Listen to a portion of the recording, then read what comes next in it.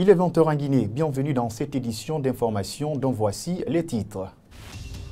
Le ministre de l'Agriculture et de l'Élevage a signé une convention de partenariat avec l'Union des importateurs et distributeurs des intrants et matériels agricoles de Guinée. Cette convention va faciliter aux agriculteurs l'obtention des herbicides de qualité à un prix abordable pour la campagne agricole 2023. Les pourparlers ont repris ce mercredi entre les forces vives, les religieux et le Premier ministre. C'est la première rencontre qui se tient après le mois de Ramadan. Vous aurez les détails avec notre reporter dans cette édition d'information. Entrepreneuriat, des hommes se lancent dans la pratique des manicures, pédicures et fixation des ongles. Une activité souvent pratiquée par des hommes. Les échos, c'est dans ce journal.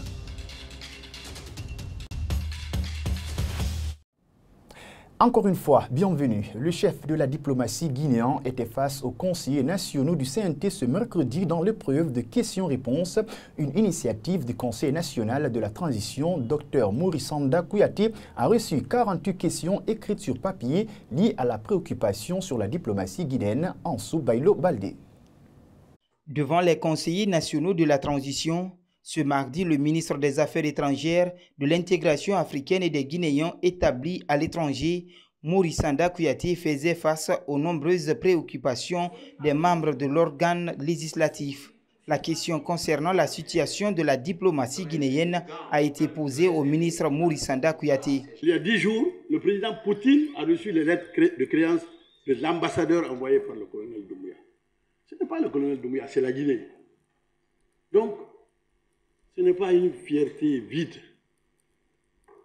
Notre diplomatie, elle est vivante, mais elle ne doit pas être aussi considérée comme une victoire. Ce n'est pas une victoire sur les autres. Cette activité question-réponse est initiée par le CNT en respect des dispositions de l'article 60 du règlement intérieur de l'institution. Le passage du ministre des Affaires étrangères dans l'hémicycle a été commenté par les conseillers nationaux de la transition au sortir de la plénière. Il y a eu beaucoup de réponses qui ont été données par le ministre qui va dans l'intérêt des populations guinéennes. Et moi, en tant que représentant de la culture, j'ai posé 4 questions y afférentes à la culture qui ont été répondues, surtout dans le cas de manque d'accompagnement et de visa côté acteurs culturels. Comme exemple, il a donné ses réponses. Et aussi, ces réponses sont fondées. Plusieurs autres questions liées à la culture, au passeport diplomatique, à la migration ont aussi été abordées au cours des échanges. Les pourparlers entre les forces vives de Guinée et le Premier ministre ont repris ce mercredi. Après plusieurs moments de pause pour cette énième rencontre, les représentants des coalitions politiques et de la société civile attendent de Bernard Gomou la position des autorités sur les préalables posés sur la table lors des précédentes rencontres. Suivez en extrait au micro de Amara Bangoura. Bonsoir, monsieur le président. Nous allons nous retirer pour aller rédiger notre compte rendu et mettre cela à votre disposition. Mais pour le moment, je peux vous garantir que tout se passe à merveille. J'ai encore cette ce qui était impossible hier est devenu possible. Qu'est-ce qui était impossible maintenant? Que Dieu soit béni et que la Guinée soit encore renforcée dans son unité et dans sa quiétude sociale. Merci.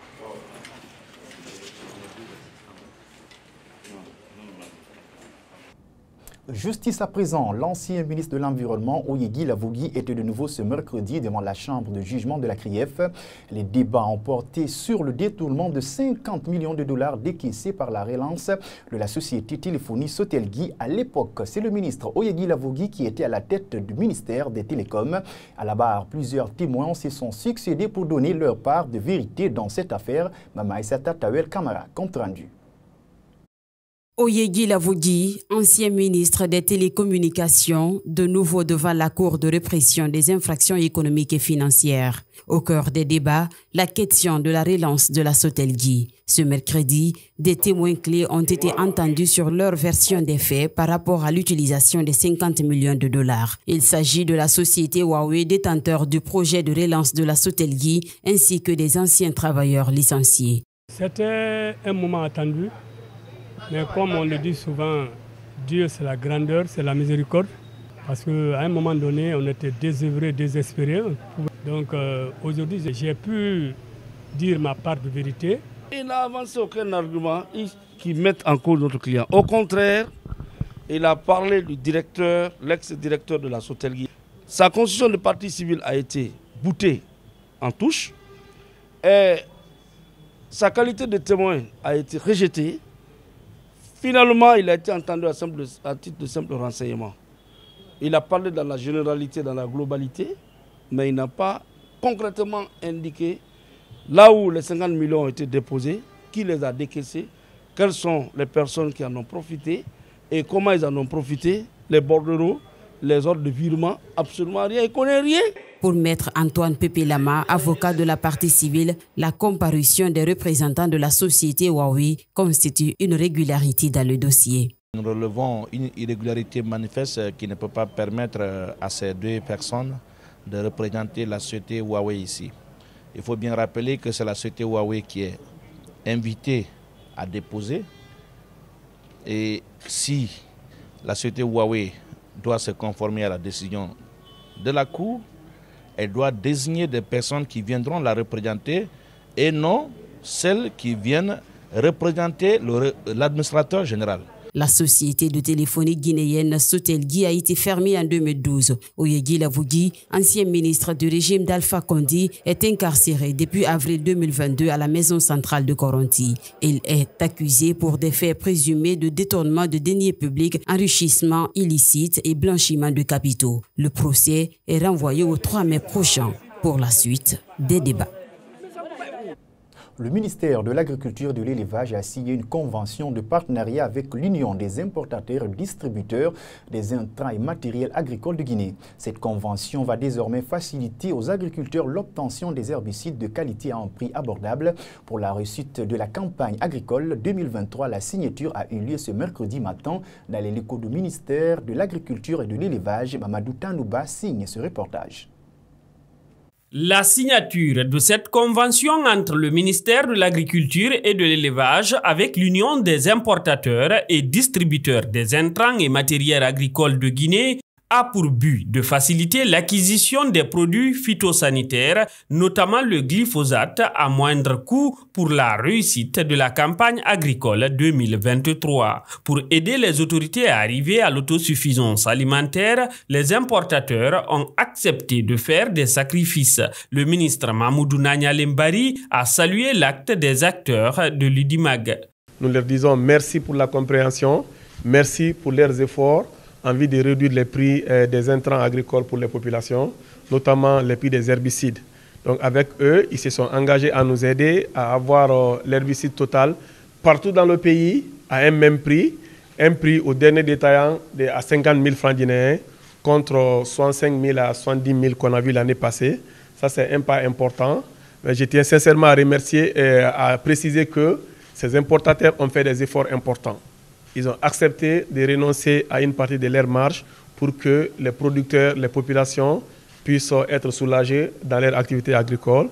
L'Union des importateurs et distributeurs des intrants et matériels agricoles de Guinée s'engage à fournir les produits phytosanitaires aux agriculteurs guinéens pour faciliter le travail de la terre. Nous avons pris l'engagement d'abord dans un premier temps d'homologuer les prix des produits phytosanitaires, c'est-à-dire le glyphosate qui est la matière utilisée et qui est consommée un peu partout en Guinée. Donc nous avons réussi à avoir un prix homologué, comme le disait tout à l'heure le ministre. Nous sommes passés de 70 000 à 50 000.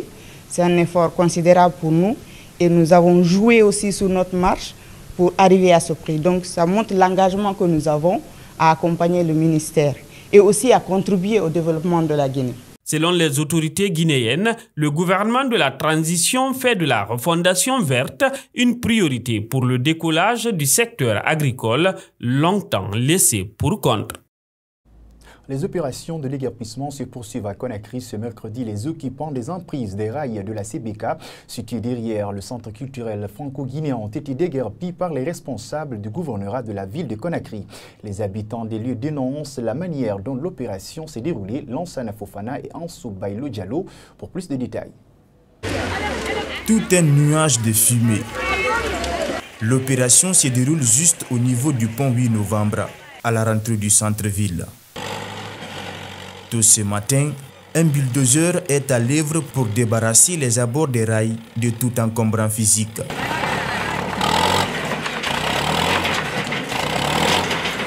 Une opération sous haute surveillance des forces de sécurité. Kiosques, baraques, boutiques, tous a été saccagé. Les habitants désemparés et impuissants sont sous le choc. Youssouf Silla et Oumou Konté vivent dans ces lieux depuis plus de 10 ans. Ils disent avoir tout perdu. C'est ce matin qu'ils sont venus sans nous informer. Ils ont tout saccadé. Ils n'ont même pas accepté qu'on récupère nos objets. On a tout perdu. On ne sait plus où aller. Nous, c'est la Guinée que nous connaissons.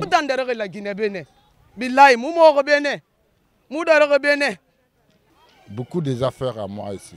Moi, je suis ouvrier, menuisier. Mais mon matériel, tout est perdu. Quand ils sont venus saccager des lieux, tu n'es pas là-bas. Là, ton affaire, là, tu ne reprends plus. Ces occupants des lieux sont des pêcheurs, des mécaniciens, mais aussi des fumeuses de poissons. Les responsables du gouvernorat de la ville de Conakry qui pilotent cette opération n'ont pas voulu se prêter à nos questions. Ils ont juste laissé entendre que cet endroit a été déguerpi plusieurs fois. Mais les occupants reviennent toujours.